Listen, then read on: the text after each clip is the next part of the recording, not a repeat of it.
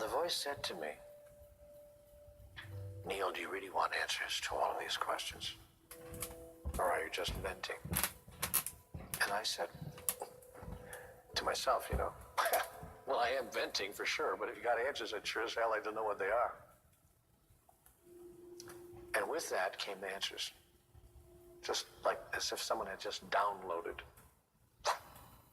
a bulk package just of data. And I just began writing, almost furiously, just madly writing as fast as I could what I was, hearing or experiencing in my mind. Thoughts that had never come to me before, in words and in ways that had never occurred to me before.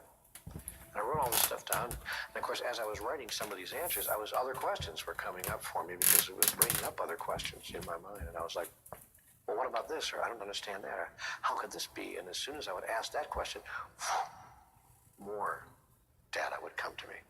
Almost as if someone was speaking to me in my right ear, but very quickly, very rapidly.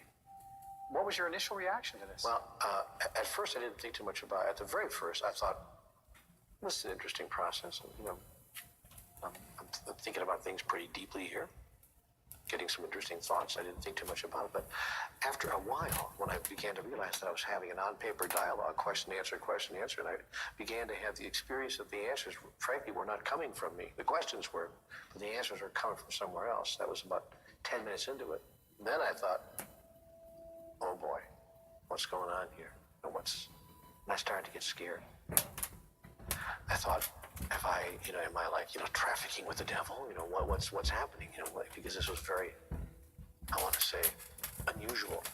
I don't want to use the word abnormal because I've sensed there that it's very normal, but it was unusual for me. And so I tried to stay with my fear and to just move through it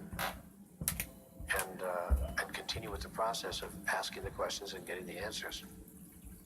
I did do that, and pretty soon I got back into it. And as I got into it, I began to feel healed. Healed is the word I would use. Before I knew it, 3.5 or 4 hours had passed, and it was like that, just that fast. I looked up at the clock on the wall, and it was like 8 o'clock in the morning.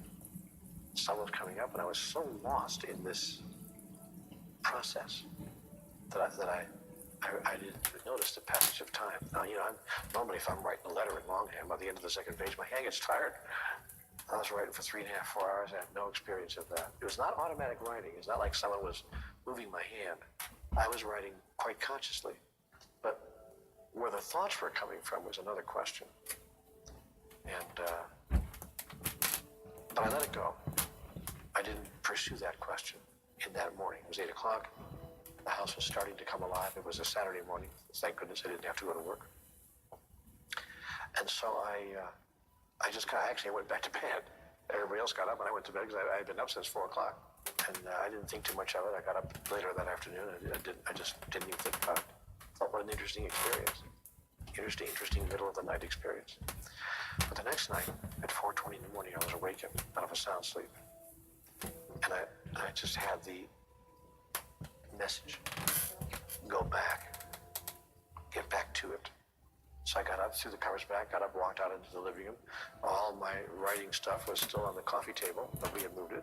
I picked up the yellow legal pad, began writing again, right where I left off.